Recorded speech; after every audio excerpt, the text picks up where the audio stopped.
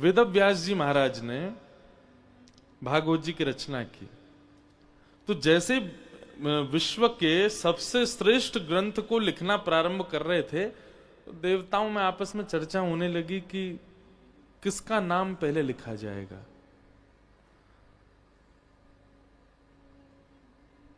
केवल मानवों में ही नहीं होता क्रेडिट लेने की इच्छा कभी कभी देवताओं में भी होती है।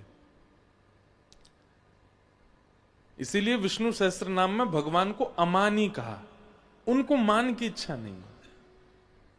ठाकुर जी को नहीं होती इच्छा, पर अन्य देव जो होते हैं उनको मान चाहिए। अगर आपको कुछ प्राप्त हुआ तो आपको उनको मान देना पड़ेगा कि आपकी वजह से मिला, पर श्री कृष्ण नहीं,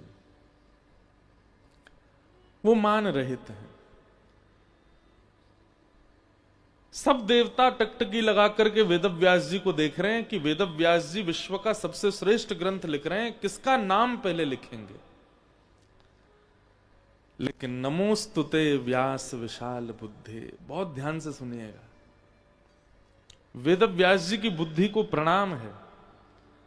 उन्होंने पहला श्लोक ही ऐसा लिखा जिसमें किसी देवता का नाम नहीं है और सारे देवता प्रसन्न भी हो गए। ऐसी क्रिया कि किसी के पक्ष में भी ना जाए और सब उससे राजी भी हो जाएं, वो क्रिया करने वाला व्यक्ति सुधी माना जाता है। हमारी बात समझ रहे हैं? इसी को एक प्रकार से न्याय कहते हैं। क्या कहते हैं? न्याय। न्याय का मतलब क्या? किसी के पक्ष में भी नहीं था और दोनों या तीनों या जितने लोग थे वो सब राजी भी थे, उसको न्याय कहते हैं। वेदव्यास जी महाराज यदि अपने प्रथम श्लोक में किसी भी देवता का नाम लिखेंगे तो इसका मतलब वो सर्वोपरि है, बाकी सब सामान्य है। और यदि सबका नाम लिखेंगे तो वेदव्यास जी मन में सोच रहे हैं मैं इतने नाम लिखने में तो पूरी भागवत जी तो नामों में ही चली जाएगी, इतने तो देवता हैं। तो वेदव्यास जी का एक क्षण के लिए कलम रुक गई, सोचने लगे क्या करूं।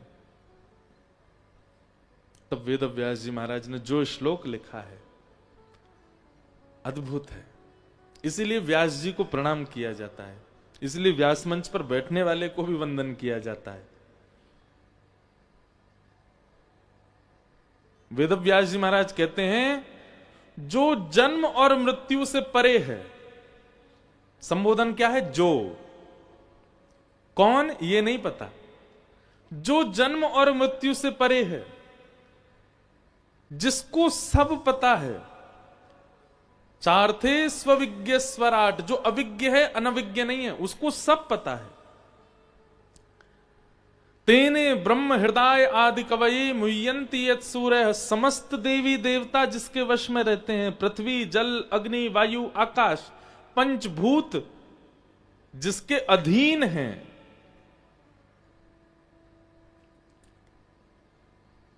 तेजो वारिमृताम यथा विनिमयो यत्र त्रिसर्गो मृषा, ये संसार ये प्रकृति सब मिथ्या है, ये जिसको पता है, ऐसा परम सत्य जो भी है मैं उसको प्रणाम करता हूं। अब देवी देवता एक दूसरे का मुंह देख रहे हैं, बोले ये क्या कर गए, ना किसी का नाम लिया और सब बातें भी बोल दी। इसीलिए वेदव्यास जी को प्रणाम किया गया। हमारे गोस्वामी तुलसीदास जी महाराज ने मानस जी की रचना की, लेकिन रामचरित्र मानस में जब आप बालकांड पढ़ोगे तो आधे से ज्यादा बालकांड में तो स्तुतियां ही हैं। उनको प्रणाम, इनको प्रणाम, संतों को प्रणाम, वैष्णवों को प्रणाम, दुर्जनों को प्रणाम, कौशल्या मैया को प्रणाम, सुमित्रा जी को प्रणाम, अयोध्या नगरी को प्रणाम, जानकी जी को प्रणाम, हनुमान जी को प्रणाम, शंकर जी को प्रणाम, सबको प्रणाम। इतना बड़ा प्रणाम प्रसंग है। लेकिन वेदव्यास जी महाराज ने केवल एक श्लोक बोला है और उस श्लोक में भी किसी का नाम नहीं बोला। क्या कहते हैं? सत्यम परम धीमहि, जो भी परम सत्य है मैं उसको प्रणाम करता हूं। तो बोले आप प्रणाम कर रहे हो, प्रणाम उसको करना चाहिए जिसको आप जानते हो। बोले हाँ मैं जानता हूं ना, वो जन्म आदि से परे है, वो पंचभूतों को अपने अधीन करके रखता है, सारे देवी देवता उसके अधीन रहते हैं, वो सब जानता है, उससे कुछ भी चीज छुपी नहीं है। ऐसे परम सत्य को मैं प्रणाम करता हूं। ये श्लोक जैसे ही लिखा गया, शेष नाग पर पौड़े भगवान श्रीमन नारायण जोर से हंसे। लक्ष्मी जी बोली, आप क्यों हंस रहे हो? उन्होंने नाम तो बोला नहीं आपका, आप क्यों खुश हो रहे हो? भगवान बोले, लावारिस जमीन, लावारिस व्यक्ति सरकार का ही होता है। ये लावारिस श्लोक है, इसमें किसी का नाम नहीं, इसलिए मेरा ही है, क्योंकि हम परमात्मा हैं, हम सरकार हैं। ऐसी ही घटना घटी कब? जब गजेंद्र ने स्तुति गाई थी, गजेंद्र मोक्ष स्तोत्र। जरूर पाठ किया कीजिए। कल रात में थोड़ी देर चर्चा हो रही थी इंदु जी से, और साथ में आप भी आई थी, शिव महिम्न स्तोत्र की। स्तुतियां क्या हैं? जैसे उसको क्या बोलते हैं, जैविक होता है ना, जो बहुत अच्छे से फार्मिंग की जाती है, बहुत अच्छे से बीजों को रोपण किया जाता है, उनसे फिर मतलब खाद में बीज डाल, मुझे आती नहीं फार्मिंग, पर मैंने नाम ही सुना बस उसका, वो बहुत शुद्ध माना जाता है, ऑर्गेनिक। हाँ, बहुत बढ़िया, ऑर्गेनिक। तो ऑर्गेनिक जो होता है ना, उसकी वैल्यू भी बढ़ जाती है, उसकी क्वांटिटी कम हो तो भी वैल्यू बढ़ जाती है। जो ऑर्गेनिक नहीं होता वो इतना ले लो, वो बेचारा कोने में पड़ा रहता। ऑर्गेनिक को तो जेब में रखते हैं, ऑर्गेनिक हो तो उसको थोड़ा ही मिल जाए, वो अरे महाराज जी हमारे फार्म से निकला है, ऐसी ऐसी खाद बनाए। ठीक वैसे ही ऑर्गेनिक है।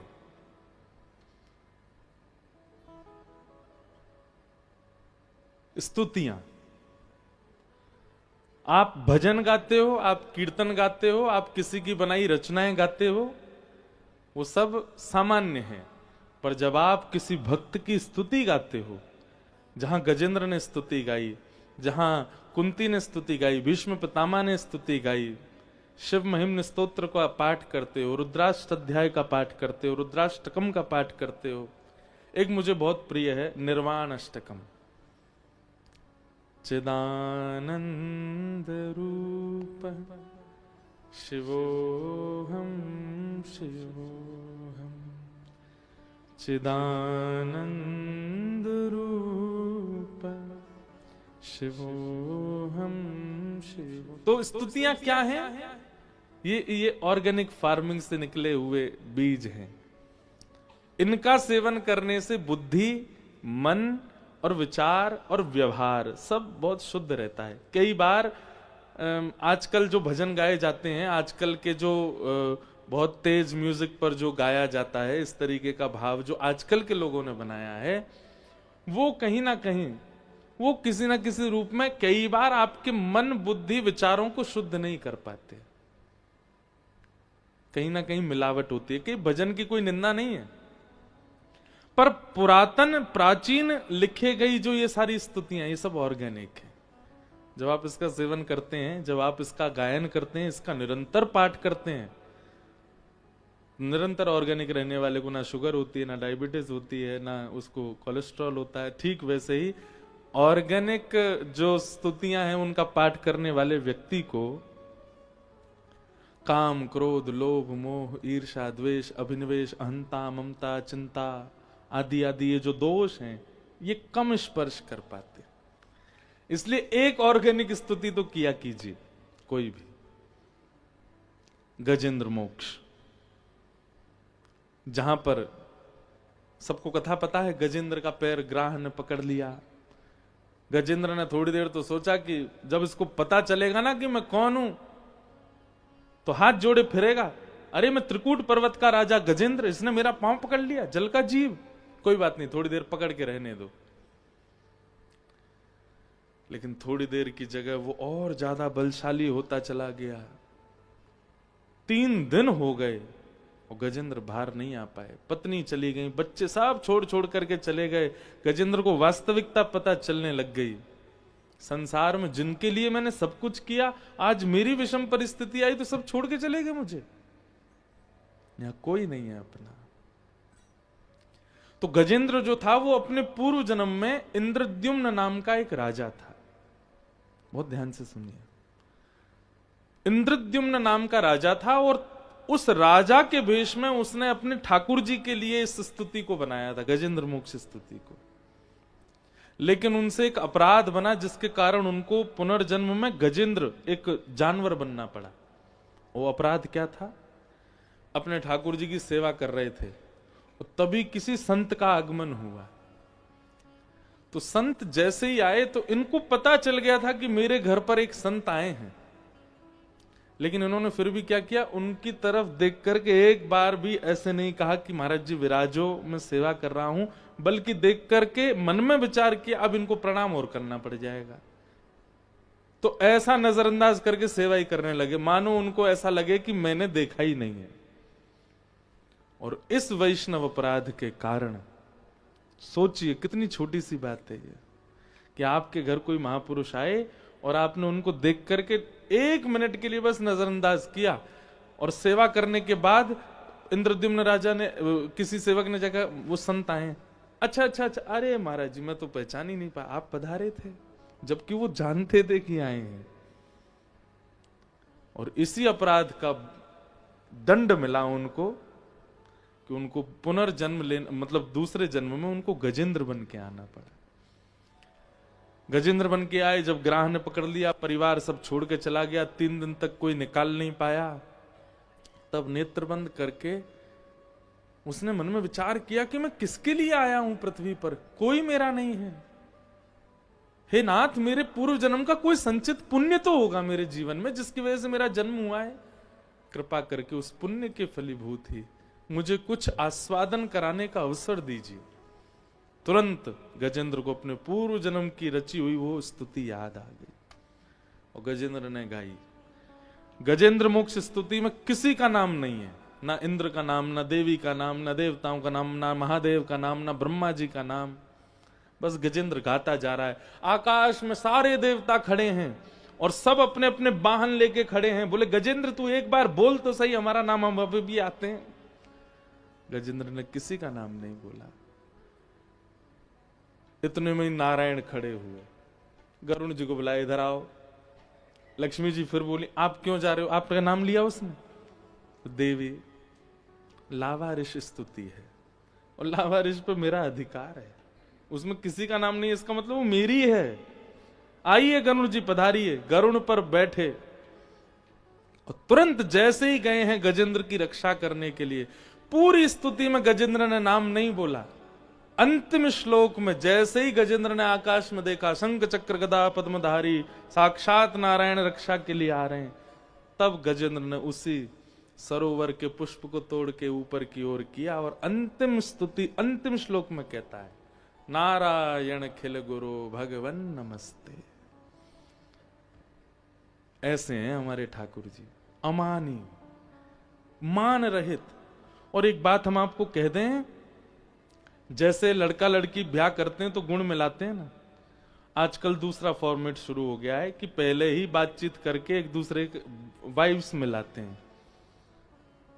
कुंडली मिल गई, परिवार मिल गए, सब मिल गए, लेकिन भाई ब्याह क्यों नहीं हुआ? बोले वाइफ्स मैच नहीं हो रही। आजकल बहुत विचित्रता चल रही है इसमें भी। व्यवहार विचार मिलने चाहिए, वो जब तक मिलेंगे नहीं तब तक कैसे ब्याह होगा? ठीक वैसे ही ठाकुर जी भी वाइफ्स मैच करवाते हैं, जिससे ठाकुर जी को लगता है कि हाँ हमारे गुण मिल रहे हैं भैया, ये हमारी तरह अमानी ही है, ठाकुर जी उसी से ही मिलते हैं। 1% भी किसी के चित्त में यदि मान हो जाता है किसी भी वस्तु का, किसी भी भाव का, ठाकुर जी फिर त्याग करते हैं, नहीं मिलते। इसलिए अमानी रहिए। हम लोगों के अंदर एक बहुत बड़ा दोष है, दोष तो बहुत सारे हैं, उनमें एक दोष यह भी है, क्रेडिट लेना चाहते हैं हम। हमको लगता है कि मैंने ये किया, इसका मुझे कोई श्रेय क्यों नहीं दिया गया, मुझे दीजिए।